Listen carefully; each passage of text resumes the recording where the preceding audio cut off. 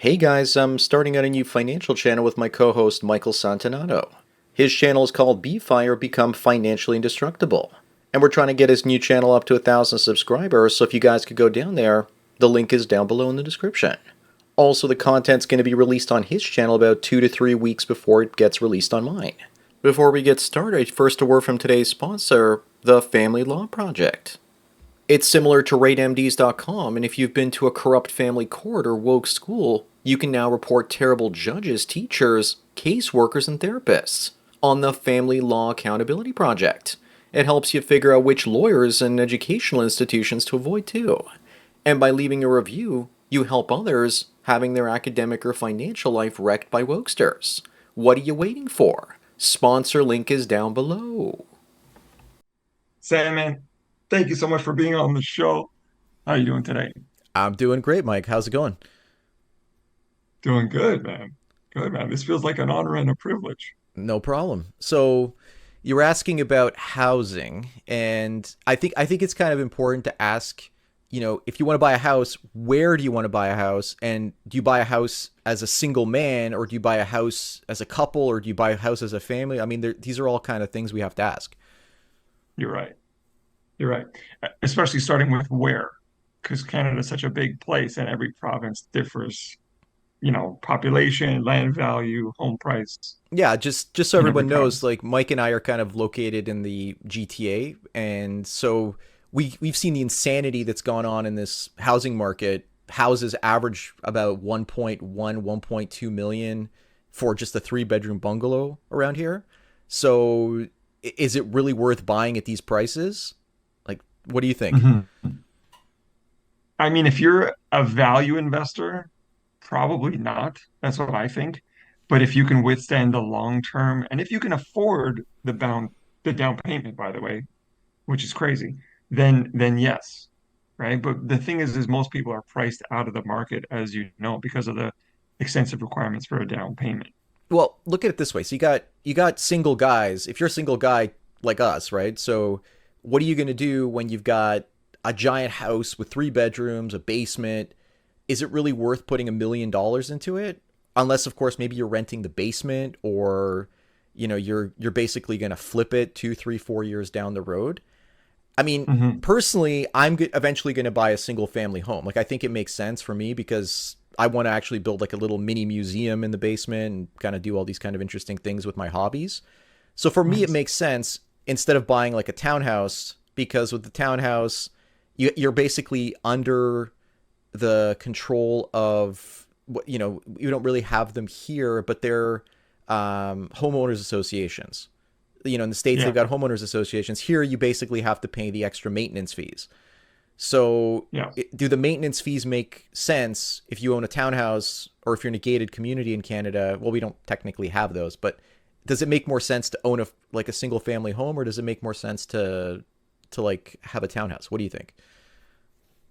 Yeah. I mean, I come at it from a unique perspective because I'm a financial consultant and advisor. So I always cater to what someone's goals are, right? What their needs are. I spoke to a guy today from Quebec. He's born in Ontario. He's got a girlfriend. She wants to travel, you know, but he wants to buy it, right? He wants to come back to Ontario. He's got family in Ontario. So for me, it comes down to what a person's goals are.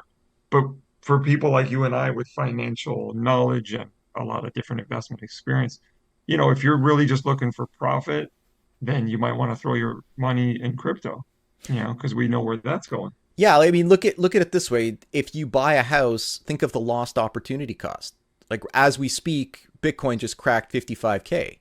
So, Crazy. let's just say it gets up to 100K in the next 18 months. That's Yeah. relatively conservative. So do you want to put a 1,000,000 into a house, or do you want to put a 1,000,000 into Bitcoin? Right? I'm putting the money into Well, Bitcoin. so am I, right? Like, it doesn't make any sense. And and Yeah. my whole thing was, I just want to get a property paid off, and but Hmm. but that's dead capital. And then on top of That's right. that, look, you have to think of the property taxes. Exactly. The city of Toronto just raised their property tax by 10% in a single year, right? So, and like, I think this is going to continue. I don't think this is just going to be Yeah. like a one off. I think eventually it's going to get like Chicago, where you're seeing like people paying $20,000 or $30,000 a year for a 3-bedroom house in property tax, and then Insane. that's gonna cap off the property values in that city, which it has, and then that's gonna cause a scenario where people start to like leave the city, right? And then Hmm. if they don't stop that spiral, it's gonna turn into like Detroit or Cleveland, right? So you have to be really careful. And I mean, Chicago has actually seen a decline in their population in the city proper, right? So what that does is it hollows out the city and creates like a donut effect where people leave the city and they head out into the exurbs, and the city core starts to Right. rot. Damn. That's freaking knowledge, man. That's wisdom. I had no idea about that. Yeah, and A friend of mine is a realtor in Chicago. yeah, We should ask him talk to about him that. too. Like, ask him about the population of Chicago and how it's coming down. And also, I think immigrants are getting spooked by the high cost of housing in Canada. So what they're Hmm. doing is they're totally avoiding the market. There's all these videos on YouTube that are popping up telling people not to come to Canada because it's a scam for immigrants, right? So good. That's so great. Wow. Like, have you heard anything about that? So I have some friends that are newly landed immigrants from Mexico just in the last couple of years, and they come here and they're so happy to be here. You know, they're like probably eating beans and rice and stuff, but they're so happy to be here. They're working hard. They're liking the cold. They find it cute and quaint. You know, they love the safety and the quality of life, but they're not thrilled about the cost of living. It's gone up huge here, you know? I've got a couple real estate clients, like basically mortgage brokers and a real estate agent, and she's Latina and she works basically with people that she brings in from down south to Canada, Hmm. and the Canadian government has been giving grants, like giving money to immigrants to buy properties. They've been giving them like 10, That's right. 15, $20,000 as like a tax-free amount to just buy the property. They're being gifted cash. And so Yes. that's also been pushing up like the housing market to a large extent. And Yep. go ahead. See, I wonder if the Toronto real estate market will come down because it just, if you boil things down to the classical laws of supply and demand, the demand here is huge and they just can't build condos fast enough. And they're doing as much land and zoning and rezoning as they can to build, but they just can't build to keep up with the demand, Yeah, I mean, right? I don't think that's gonna, like they're saying right now that it's gonna take 10 years to catch up on the shortage of supply. So it doesn't matter if the PC government comes in, and that's a best case scenario, right? Like it's probably going to be closer to 15 or 20 years because you know how the government operates. So the I government's been love how that's the I love how that's the best case.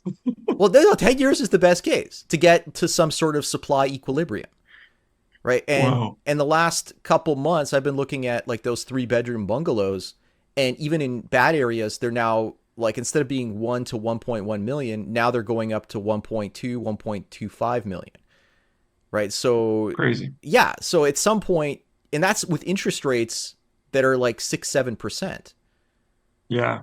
You'd think that, yes, buying has come down, transactions have come down, but the demand is still super high, Well, right? when you're Like, bringing in 500,000 to 1 million people in every year, like what do you think is going to exactly, exactly. That's my whole thing about real estate in general in Toronto and in Canada, because this I say to everybody, it's like our entire population fits inside of New York City, right? Canada's a bigger country landmass wise than America, but America has 10 times our population. We have so much empty space. Our government just welcomes the immigrants from any country and every country.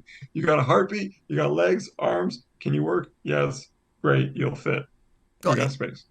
it's kind of like really insidious because what they're doing is they're bringing in all these Indian immigrants, then they want them to be students, and then they're charging Hmm. them 20 to $30,000 a year in tuition fees. But then the local Right. students that have kind of, that were Canadian citizens that were born here, they only end up paying like 6 or 7. So the way the Canadian Hmm. education system is funding itself is by bringing in foreign students to pay higher tuition to keep the education system afloat and subsidized for the Canadians that have already been here for the longest time. So that's kind of a Crazy. scam in a lot of ways. And then on top of that, there's a second part of that scam, which is the immigrants that are coming in, like the students, they have to have a place to live. And I've got like friends who Yeah. set up like boarding houses and they fill them up with like 5 or 10 students, and each student is Oh. being charged, $800 for a room or $1,000 for a room. And so, Hmm. in a fire trap, and that's just how it works. So it's keeping the real estate market afloat. It's keeping the property market afloat. And the problem with Canada is not like our productivity relative to the United States has stayed flatline for the longest time. And then on top of that, like we don't have a lot of big tech. We don't have any real big tech companies. We used to have BlackBerry and like Corel, Hmm. and now that's all gone. So we're not competitive when it comes to the new economy. And like we were talking Right. about the The tech lost, job market. yeah, we were talking about the Yeah. lost opportunity cost. And, like you have to ask yourself, what about tech stocks? Like Nvidia, they're saying could easily double or triple in the next few years. And that like, okay, let's say triple. And we talked about Bitcoin. That could outperform Bitcoin. It has outperformed Bitcoin in the last year or two. Why? Because of the AI boom, and because every country and every company in the world like that wants to build AI needs to buy their GPU units. So That's right. because of that, it's gonna skyrocket. And we just saw Nvidia fly up like last week. What was it? 30%. It was more than 30%, right? Yeah, like, well, it's like I don't look at price. What I look at is like price to earnings, and I look at like what the market cap is like. So a year ago, like they earned, I think it was net earnings like 20 billion around there, and now it's gone up to 60 billion. So the company has tripled its, I don't know if that's net profit or if it's growth in general, but it's tripled its net growth. Hmm. And we just begun the AI boom. So where is Wow. this going to be in the next 2 years, 3 years, 4 years, 5 years? And then here's another Okay. thing that people aren't really thinking about, which is once you buy a house, think about what AI is going to do if all of a sudden unemployment rates go from 3, 4, 5% to 20% or 30%. You're going to have Hmm. people who can't afford homes. You're going to start to see a cascade in like there'll be a lot of deflation. So that means You're housing right. prices have to Yeah. come down because people will not be able to pay their mortgages anymore. Yeah. There'll be tons of defaults. But if the demand is still high, then those will be gobbled up by, smart money or smart investors or people that have been hoarding cash, But will they though? right? Because you and I are smart investors hoarding cash and recognizing, okay, we like these fast growing assets over here, tech and crypto. Why would we invest in the slow assets? Like I think what's going to happen is you're going to start to see a lot of selling in real estate, and that money is going to start heading over to Bitcoin because people are going to get so Mm. spooked by AI taking the jobs that they're going to need to get it into something, like they're going to get it into AI companies, but they're also going to buy Bitcoin with it because they're going to recognize that there's scarcity there and that it's outperforming real estate. Hmm. Right. We're going to talk AI and jobs and the stock market in a minute and in our next episode. I want to quickly come back to houses in Canada because there are parts of Canada where there are good deals. I have an uncle who 10 years ago bought a bunch of houses in Nova Scotia. They've doubled, they're cash flowing. Saskatchewan will give you 20 grand if you move there and you live there for, what is it, like 3 years or something. And a lot of other parts of the world and parts of Canada are doing this. So what are your thoughts on, putting money in real estate in other parts of Canada? Well, look, I've done coaching calls with people. That one guy, he was a trucker. He came in over from North Africa, and he bought like a Wow. property in Saskatchewan, and he basically, Hmm. yeah, like he's like, oh, I'm gonna buy a house there for like 120,000. I look at this house and I'm like, dude, there's like garbage bags in the foyer. Like, what's going on? He's like, oh, that's the hoarder that died, and he just left the house there. So like, I'm buying it off the dead hoarder, right? And so he's moving in there, and he's like, I'm not even going to be there. I'm going to be driving the truck across Canada back and forth all the time. So What? that made sense. And Canada will actually give him citizenship within a year if he moves there. So what the Canadian Yeah, government is trying to do is trying to incentivize all these immigrants to go to places that local Canadians don't want to go to. And then that's look, right. you get places like Edmonton and Calgary, and they were seeing massive spikes in the real estate prices because all of a sudden, like Sami Hijabi is coming there and try to buy up all the properties, and they don't know what to do, right? Like the locals are like being priced out of their own market, and they're starting to see the Isn't that cost of their crazy? living. Yeah, so Yeah. there's also another thing, another good value in Canada. Like Toronto is now allowing people to buy up a single family home, tear it down, and build like a threeplex, fourplex, fiveplex on it. So all of a sudden, Oh, that's smart. yeah, these are all laws that kind of came out in the last year or two. So if you look at LA did this back in the 1930s, and they're called motor courts. And what they would do is they would take a house, they'd knock it down, and then they would build five small houses on the property, Mhm. and maybe put like 5 feet, 6, 7 feet between each house, and then make up in the middle where the house used to stand. There would be like a walkway, and as you walk Mm, up, there's two houses, one house on the left, one house on the right. You'd walk a little bit more, and then another house on the left, another house on the right, and then in the back there's another house, and then behind that there would be like parking spots, so that right. way you can actually create this like little tiny community in a former one single family home lot, and now that's Right. legal. See, yeah, that makes sense. You said the government is giving like help. What are they giving? Grants? They're giving funding, they're giving tax credits For what? to do these projects. No, this is now they've rezoned. So the city of Toronto is now allowing rezoning for you Mm, to actually do. So if you buy a single family home on a relatively large lot for, let's say, $2 million, you could knock that down and put up a fourplex, four or five little houses, and you could now sell each one. Let's say you sell each one for 800,000. That's still pretty right, cheap. You get a little tiny house for 800,000, and it could be a little bit higher. So it could right. be 2 stories. That's still cheaper than a townhome, right? So that's still pretty decent. So that's Hmm. 5 times 8, 40. So you could pretty much double. Like you get 4 million. You've paid 2 million for the property. I don't know how much it's going to cost you to build the properties themselves. Maybe it's going to cost you 1.5. So you still end up walking away Yes. with 500,000 profit by just buying a Beautiful. house and redeveloping the lot. Now, the people in the neighborhood are going to hate you because now you've all of a sudden you've increased the traffic. The city's going to love you because now you basically they're going to sell more parking spots on the street, but it's going to And they've start created more property tax. exactly, right. They're going to love you, but they're also going to hate you because of like you've now putting pressure on the sewer infrastructure, you're putting pressure on the electric infrastructure. Oh, Uh, so wow. there's trade-offs, right? Like a good That's example of this. amazing.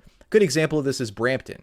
If you go to Brampton, you'll Yeah. see that like they'll rent out the basement to a single family home, and then the top floor is a single family home.